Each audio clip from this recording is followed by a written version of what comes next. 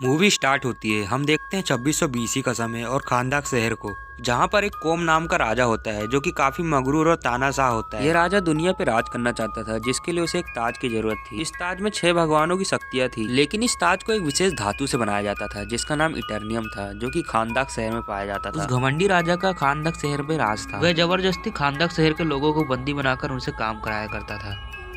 एक दिन एक मजदूर काम कर ही रहा होता है कि अचानक उसे इटर्नियम मिल जाता है। ये देखकर वह काफी खुश हो जाता है, लेकिन वह इटर्नियम के बारे में राजा के सिपाही को बताने के लिए जाता है। राजा का सिपाही ये देखकर काफी खुश हो जाता है, पर जिसे इटर्नियम मिला होता है वह कहता है कि मुझे इसका इनाम चाहिए। और राजा का सिपाही उसे इनाम के बदले पहाड़ से धक्का दे देता है, जिसकी वजह से उसकी मौत हो जाती है। पर यह सब घटना दूर खड़ा एक लड़का देख रहा होता है, जिसके अंदर गुस्सा भर जाता है। इसीलिए वह राजा के खिलाफ विद्रोह कर देता है। पर राजा काफी बेरहम होता है, वह उसे मारने की सजा सुना देता है। पर जैसे ही राजा के सिपाही उस लड़के को मारने के लिए जाते हैं, अचानक वह लड़का गायब हो जाता है और ऐसी जगह पहुंच जाता है जहाँ पे 6 भगवान बैठे थे।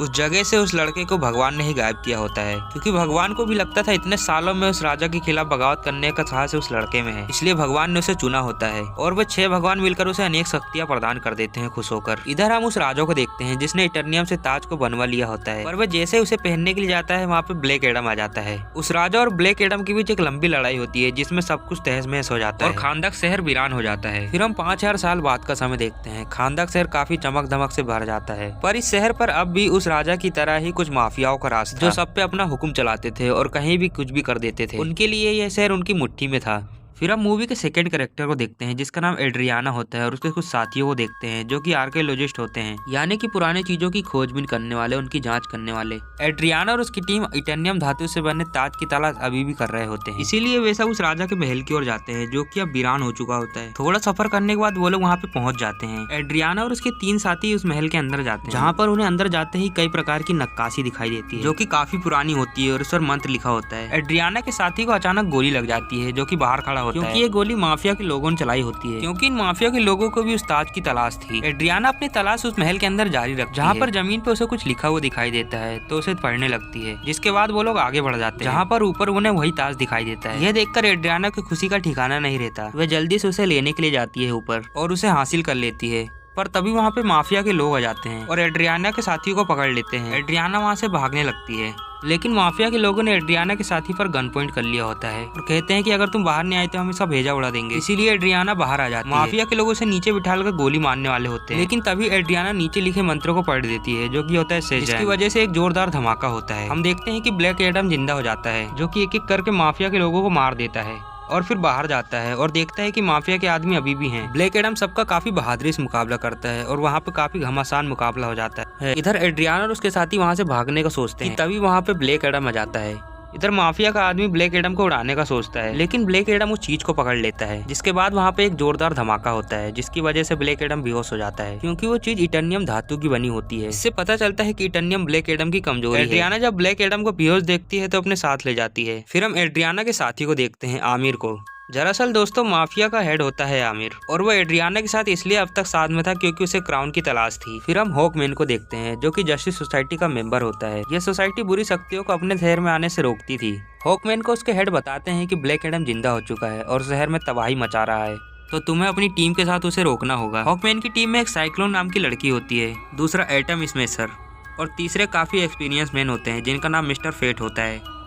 ये लोग हॉकमैन के पास पहुंच जाते हैं और ब्लैक एडम को मारने की रणनीति बनाने लगते हैं। इधर हम ब्लैक एडम को देखते हैं, जिसकी नींद खुल जाती है। हम देखते हैं कि ब्लैक एडम के सामने एड्रियाना का बेटा इमोन है। इमोन उसे बताता है कि मैं आपका बहुत बड़ा फैन हूँ, और साथ ही ये भी बताता है कि किस तरह माफिया ने इस शहर पर कब्जा करके रखा है। तो इमोन ब्लैक एडम से कहता है कि तुम्हें हमें बचाना होगा, तुम हमारी आखिरी उम्मीद हो। पर ब्लैक एडम कहता है कि मुझे इस शहर से क्या लेन देना, जो हो रहा है होने दो। एड्रियाना भी इससे काफी रिक्वेस्ट करती है कि वह यहाँ रुक जाए, पर ब्लैक एडम नहीं मानता और घर के बाहर चल जाता है। पर तभी वहाँ पे माफिया के लोग आ जाते हैं और एड्रियाना के बेटे को पकड़ लेते हैं, पर उसे बचाने के लिए ब्लैक एडम आ जाता है। ब्लैक एडम काफी पावरफुल होता है, वह एक एक करके माफिया के लोगों को धूल में मिला रहा होता है। पर तभी वहाँ पे जस्टिस सोसाइटी के लोग जाते हैं, जो कि एक एक करके ब्लैक एडम के ऊपर हमला कर रहे होते हैं। पर ब्लैक एडम के सामने कोई नहीं टिक पाता, उसकी शक्तियां काफी ज्यादा होती हैं। एक टाइम ऐसा आता है जब ब्लैक एडम को पकड़ लिया जाता है, पर फिर भी वे अपनी शक्तियों को इस्तेमाल करके सबको धराशायी कर देता है। अब तक हॉकमैन और उसकी टीम भी जान जाती है कि हम ब्लैक एडम को नहीं हरा सकते। ब्लैक एडम ने माफिया को मारा होता है, जिसकी वजह से वे लोगों की नजर में हीरो बन जाता है, और इस लड़ाई के बीच शहर की हालत बहुत ही ज्यादा खराब हो जाती है। हॉकमैन और उसकी टीम एड्रियाना से मिलने के लिए जाती है, पर एड्रियाना कहती है कि तुम उसे क्यों पकड़ना चाहते हो, जबकि वो एक सुपर हीरो है।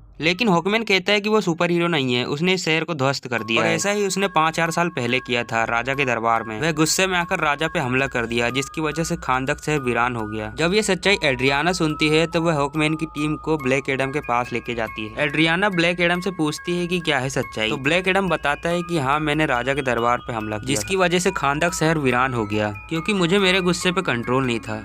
इसीलिए जिन भगवानों ने मुझे शक्तियाँ दी थी उन्होंने मुझसे छीन ली और सजा के तौर पर मुझे एक गुफा में बंद कर दिया और कहा कि तुम जब तक नहीं उठोगे जब तक तुम्हारा नाम कोई नहीं पुकार लेता। सेज़र इतनी सच्चाई वह एड्रियाना को बता देता है। फिर हम आमिर को देखते हैं जो कि एड्रियाना के घर आया होता है। वह एड्रियाना के बेटे इमोन से पूछता है कि ताज कहाँ है, पर इमोन इसे नहीं बताता। आमिर इन्हें गन पॉइंट पे ले लेता है और कहता है कि ताज कहाँ है बताओ, पर ये लोग नहीं बताते, जिसकी वजह से आमिर एड्रियाना के भाई पे गोली चला देता है और इमोन को किडनैप करके ले जा लेता है। जब इस बारे में एड्रियाना को पता चलती है तो वह एडम से हेल्प मांगती है, जिसके बाद एडम इमोन को बचाने के लिए चला जाता है। एडम जल्द ही वहाँ पे पहुंच जाता है जहाँ पे इमोन को रखा गया होता है। इस बार उसका साथ जस्टिस सोसाइटी के लोग दे रहे होते हैं और हम आमिर को देखते हैं जिसने गन पॉइंट पे रखा होता है इमोन को। एडम आमिर को कहता है कि इमोन को छोड़ दो, पर आमिर नहीं मानता और साथ ही एडम का मजाक उड़ाने लगता है और साथ ही एक सच्चाई भी बताता है। आमिर कहता है कि मैं उसी राजा का वंशज हूँ जिसके महल को तुमने तहस महस कर दिया, और भी ऐसी बातें करता है जिसकी वजह से एडम को गुस्सा आ जाता है। आमिर इमोन के ऊपर गोली चला देता है, पर वक्त रहते एडम उस गोली के सामने आ जाता है, जिसकी वजह से इमोन की जान बच जाती है। और एडम को बहुत ही ज्यादा गुस्सा आ जाता है, इसीलिए वह एडम को जान से मार देता है अपनी शक्तियों से। कुछ देर बाद माहौल शांत हो जाता है। हॉकमैन एडम के पास आता है और कहता है कि तुमने इस बार भी तबाही मचा दी। जिसके बाद एडम एक बड़ी सच्चाई रिवील करता है। एडम बताता है कि जिस बच्चे ने राजा के खिलाफ बगावत की थी वो मेरा बेटा था, ना कि मैं, और मेरे बेटे को जब मारा जा रहा होता है तब वह गायब हो गया होता है। जिसके बाद भगवान ने उसे अनेक शक्तियां प्रदान करी, और मेरा बेटा जब तक गायब था मेरे और मेरी बीवी के ऊपर राजा के लोगों ने काफी अत्याचार की, जिसके वजह से मेरी पत्नी की मौत मेरे सामने ही हो गई और मेरी भी हालत लगभग मरने ही वाली थी। लेकिन तभी मेरा बेटा वहाँ पे आ जाता है और मेरे बेटे ने अपनी सारी शक्तियां मुझे दे दी,